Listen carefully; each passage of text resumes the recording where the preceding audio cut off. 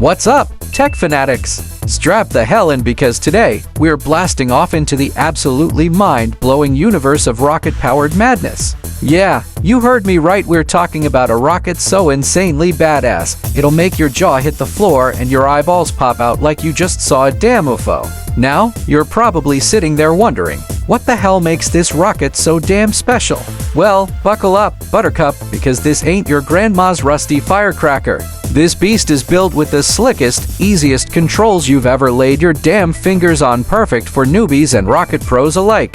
Seriously, it's so intuitive you could probably pilot this thing blindfolded after one sip of coffee. And hold on tight, because this rocket's tech is off the charts next level. We're talking cameras so sharp they could spot a needle in a haystack from space, navigation systems so advanced they might as well be psychic, and features that'll have you feeling like you're commanding the damn Starship Enterprise.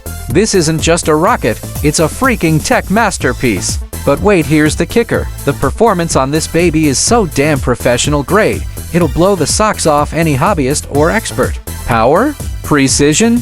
You name it, this rocket delivers like a boss on steroids. Whether you're just messing around or chasing your wildest sky-high dreams, this thing's got your back. So seriously, what the hell are you waiting for? Grab this rocket, light that fire, and start tearing up the damn skies like a legend. And hey, don't just wing it, practice like a maniac and soak up every damn tip from the pros. Check out our other vids for the juiciest hacks and secrets to become the rocket master you were born to be. Thanks for hanging out with us.